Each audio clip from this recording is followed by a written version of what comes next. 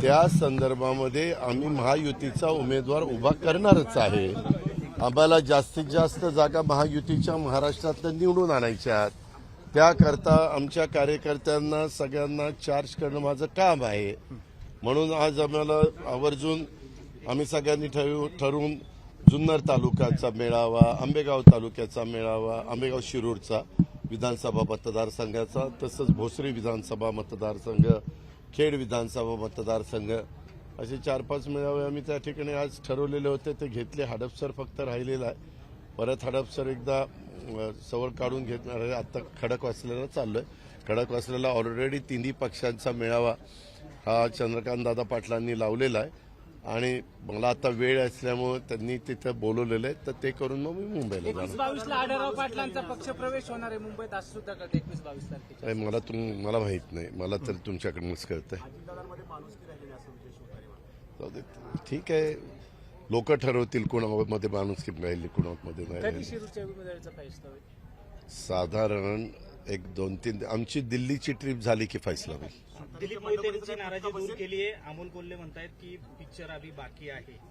हो का, समोरच्यांनी काय बोलावं, तुम्ही पत्रकार मित्र काय करता? मला उपमुख्यमंत्री म्हणून माझं विचार ना, हे असं बोलला, तो तसा बोलला, त्यांना प्रत्येकाला उत्तर द्यायला मी बांधील नाहीये। तो त्यांना संविधानाने प्रत्येकाला आपलं आपलं मत मांडण्याचा अधिकार दिलेला आहे। प्रत्येकाचा ऐकून घेण्याचा अधिकार नागरिकांना दिलेला आहे। जबाबदार नागरिक सगळं ऐकून घेतील आणि त्यांना योग्य वाटतील त्या पाठीशी उभं राहतील। मला अजून काही त्याच्याबद्दल माहिती नाही। मी तुमच्या चॅनललाच बघितलं की एकनाथराव शिंदेंनी त्याच्या संदर्भामध्ये त्यांना काही आव्हान केलेलं आहे। आता ऐकायचं नाही ऐकायचं वरिष्ठांचं त्यांच्या नेतृत्वाचा हा ज्याचा त्याचा प्रश्न आहे। आम्हाला वातावरण खराब करायचं नाही। आम्ही आरेला कार्य सगळ्यांना करू शकतो, पण मला महायुतीमधलं वातावरण खराब न करता निवडणुकीला सामोरं जायचं आहे। कारण मी काही स्टेटमेंट केलं की त्याचा फार वेगळा विपर्यास केला जातो। आम्हाला कायदा सुव्यवस्था व्यवस्थित ठेवून ह्या निवडणुका पार पाडायच्यात। वातावरण एक चांगलं त्या ठिकाणी ठेवायचं हा माझा प्रयत्न आहे। दादा, खरं तर जवळच्या सहकारी निवडणुकीच्या काळामध्ये अहो, कोणी कोणाची भेट घ्यावी हा ज्याचा त्याचा प्रश्न आहे ना। त्या संदर्भामध्ये कोणी कोणाला बांधून ठेवू शकत नाही। ज्याला ज्याचे विचार पटतील तो त्याच्या पद्धतीनं भेटी घेऊ शकतो। आम्ही जे आमच्याबरोबर येतील त्यांना बरोबर घेऊन आम्ही जाऊ। उमेदवारी घोषित व्हायला उशीर होतोय, अजून तिढा सुटलेला नाही का? कुठल्या 80% जागा 48 पैकी संपूर्णपणे त्याच्याबद्दलचा निर्णय झालेला आहे। 20% जागा त्याच्याबद्दल पेंडिंगला राहिलेल्या आहेत। त्याच्याकरता एकदा आम्हाला बसावं लागेल। ते बसण्याचं काम आम्ही सगळेजण मिळून करू। मला त्याच्याबद्दल काहीच माहित नाही। तुम्हालाही बारामतीत लढायचं असेल तर आपण पण लढू शकता। शेवटी प्रत्येकाला लढण्याचा अधिकार आहे। कुणी लढावं संविधानाने आपल्याला दिलेलं आहे, बाबासाहेब आंबेडकरांच्या घटनेने आपल्याला दिलेला आहे आणि तो ज्याचा त्याचा अधिकार आहे। आम्हाला त्याच्याबद्दल लोकशाही आहे, लोकशाहीमध्ये चालतं। दादा, जवळचे सहकारी निवडणुकीच्या काळात नाराजी व्यक्त करतात, मग बाकी दिवस ह्या नाराजी का पुढे येत नाही? निवडणुकी मला त्याबद्दल ही काही गावकीची आणि भावकीची निवडणूक नाही बाबांनो। ही देशाच्या 140 कोटी जनतेचं भवितव्य ठरवणारी निवडणूक आहे। आपण त्या अँगलने ह्या निवडणुकीकडे बघू, म्हणजे मी तरी त्या अँगलने बघतो।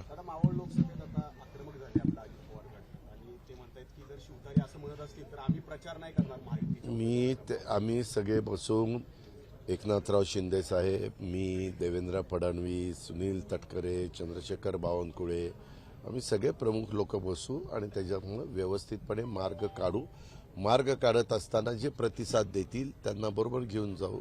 जे प्रतिसाद देणार नाही त्यांच्याबद्दलचं त्या पक्षाचे नेते निर्णय घेतील। मला काहीच माहित नाही।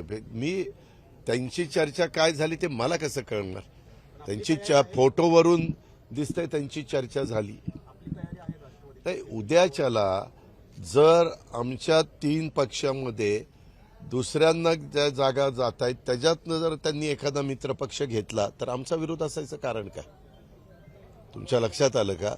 जर उद्याच्याला शिवसेनेकडच्या जागा आहेत, भाजपकडच्या जागा आहेत, त्याच्यामध्ये ते ॲडजस्ट होऊन त्यांची तशा प्रकारची भूमिका असेल त्या पक्षाच्या नेतृत्वाची, तर आपल्याला त्याच्यामध्ये काही इंटरफेअर करण्याचा अधिकार नाही.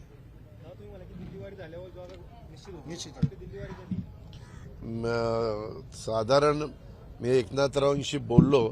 एकनाथराव म्हणले 1-2 दिवसामध्ये जाऊ, कारण प्रत्येकाची आपापल्या भागात कामं चाललेली आहेत. मला पण इथं माझ्या सगळ्या कार्यकर्त्यांच्या बैठका घ्यायच्या होत्या, त्या आज बऱ्याच अंशी झाल्यात, हडपसर सोडून विधानसभा मतदारसंघ. आता लवकर मी आता ते खडकवासल्याची एक मीटिंग करून मुंबईला जाणार आहे. मुंबईला गेल्यानंतर तिथं गेल्यावर त्यांच्याशी बोलू, कारण जाताना एकनाथरावांना पण यावं लागेल, देवेंद्रजींना पण यावं लागेल, बावनकुळेंना पण यावं लागेल, मला तटकरेंना पण यावं लागेल, आम्हाला सगळ्यांनाच, प्रफुल्लबाईंना पण यावं लागेल.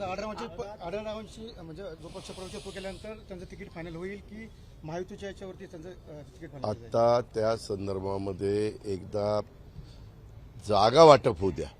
ज्या जागा आम्हाला येतील त्याबद्दलचा निर्णय आम्ही चर्चा करून त्या ठिकाणी घेऊ. आपल्या दिल्लीवारीवरती अमोल कोल्हेने असं म्हटलं होतं की ज्यांना स्वतःच्या पक्षात सर्व निर्णय घेण्याचे अधिकार होते त्यांना आता दिल्लीवारी करण्याची वेळ आली. दिल्लीवारी ह्यांना करावी लागत नाही का? दिल्ली आपल्याच देशात आहे ना, पाकिस्तानमध्ये नाही ना, आपल्या देशाची राजधानी आहे. अमोल कोल्हेंना पक्षात मी घेतलं, तिकीट मी दिलं, निवडून आणण्याच्या करता जीवाचं रान आम्ही लोकांनी केलं. आता ठीक आहे, काळानुरूप दिवस बदलतात. माग ते राजीनामा द्यायला निघाले होते, मी त्यांना इतक्या विनवण्या केल्या, नको नको नको नको. ते म्हणायचे मला माझा जो अभिनेता माझ्यामध्ये दडलेला आहे त्याला वेळ मिळत नाही, मला मालिका करायला वेळ मिळत नाही, मला चित्रपट करायला वेळ मिळत नाही, मी सेलिब्रिटी आहे, सेलिब्रिटी असताना मला कसा एवढा पक्षाला मतदारसंघाला वेळ देता येईल, असे त्यांची वक्तव्य होती. आणि तुम्ही बघा ना, 5 वर्षामध्ये त्यांनी शिरूर लोकसभा मतदारसंघामध्ये किती जनसंपर्क ठेवला हे तुम्ही मतदाराचा विचारा. हा, एकाने विचारा. आज सकाळपासून आपण बैठक घेतली या ठिकाणी राजरत्न हॉटेलला, तर सगळ्यांच्या एकमत झाले का कार्यकर्त्यांमध्ये? हो का, प्रत्येकाला आपली आपली भूमिका मांडण्याचा, विचार मांडण्याचा अधिकार आहे. सगळ्यांचं ऐकून घेतल्यानंतर शेवटी आमचे सगळे कार्यकर्ते आणि सहकारी अंतिम निर्णय मी जो देतो तो मान्य करतात. त्याच्यामुळं असं कार्यकर्त्याला वाटू नये की कुठंतरी पक्षांनी मुंबईमध्ये बसून कोणाला तरी जाहीर केलेलं आहे आणि आता कार्यकर्त्यांना सांगतात आता करा कामं, असं नसतं. लोकशाहीमध्ये कार्यकर्ताही महत्त्वाचा असतो. माझं तर म्हणणं आहे, प्रत्येक पक्षात कार्यकर्ता हा कडा असतो, त्याच्याच जीवावर पक्ष चालतो. पहिल्यांदा त्यांना विश्वासात घेणं हे फार महत्त्वाचं असतं. त्यांच्याशी चर्चा करून त्याच्यातल्या अनेकांनी आपली मतं मांडली, काहींनी निवेदन दिली वगैरे वगैरे, त्या सगळ्या गोष्टी जाणून घेतल्यात. दादा, आपले सख्खे बंधू बारामती लोकसभेत राष्ट्रवादीने किती जागा मागितल्या? त्या संदर्भामध्ये आमची शेवटची बैठक झाल्यानंतर कुणाला किती जागा आहेत ते त्या बाबतीमध्ये आपल्याला स्पष्ट होईल. अमोल कोल्हेने असं म्हटलं की बारामती खासगी लोकसभेत प्रचारासाठी उतरलेले आहेत. हा, सख्खे बंधू आपले प्रचारासाठी उतरले. प्रत्येकाला तुला पण उतरायचा अधिकार येतो का बारावती? अमोल कोल्हेने असं म्हटलं की बंद खोड्याल खाजगीत झालेली चर्चा सार्वजनिक ठिकाणी व्यक्त करणं चुकीचं आहे, का? असं तुम्ही त्यांनी काही दिवसापूर्वी असं विधान केलं का? होतं. दोघात खाजगीत झालेली राजीनाम्याची चर्चा सार्वजनिक ठिकाणी व्यक्त करणं चुकीचं. अरे हे काय, एखादा माणूस 6 विधानसभा मतदारसंघामध्ये काही लाखांनी निवडून येतो आणि तो 2-2.5 वर्षात मला सांगतो मला राजीनामाच द्यायचा, मला नाही राहायचं, मला हे क्षेत्र नकोय. हे सांगितल्यानंतर मी जनतेला सांगायला नको? हा जनतेचा अपमान नाहीये की बाबा तुम्हाला 5 वर्षाच्या करता जनतेने निवडून दिलं, आम्ही सगळे विनवण्या करत होतो, साहेब विनवण्या करत होते, मी करत होतो, सगळे आम्ही त्यांना सांगत होतो की काय दुखणं काय, का राजीनामा का द्यायचा आहे? 5 वर्षाकरता दिलेलं असताना निवडून आपण का मधनच माघार घ्यायची?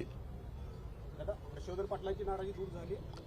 मला अशी माहिती मिळाली आज त्यांची आणि देवेंद्र फडणवीसांची मिटिंग झाली आणि नाराजी तुम्हीच उठवताय, हे जी नाराजी त्याची नाराजी. मी तुम्हाला सांगतो, महायुतीमध्ये भारतीय जनता पक्ष हा शिस्तीनं चालणारा पक्ष आहे, हे तर खरं आहे.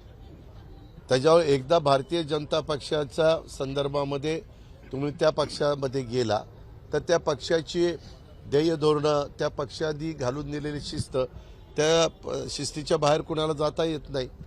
आणि त्या संदर्भामध्ये त्यांची म्हणजे आजच नाही, आम्ही पहिल्यापासून बघतोय. त्याच्यामुळं पूर्वी काँग्रेसमधली परिस्थिती वेगळी आहे, इतर पक्षातली परिस्थिती वेगळी आहे, त्या पक्षाची कामाची पद्धत वेगळी आहे. खरं तर आपल्या पक्षात इच्छुक उमेदवार आहेत, आपण मग अशी नावही सांगितली. असं असताना शिंदे गटातून उमेदवार अदलाबदल का करावा लागतो? शेवटी मतदारसंघातल्या कार्यकर्त्यांचा कल काय आहे ते तपासावं लागतं. अलीकडच्या काळामध्ये तशा प्रकारची सिस्टीम आपल्याला अवेलेबल झालेली आहे आणि ते सगळं बघता आम्ही तो विचार करून पुढे जायचा निर्णय घेतो. एबीपी माझा, उघडा डोळे बघा नीट.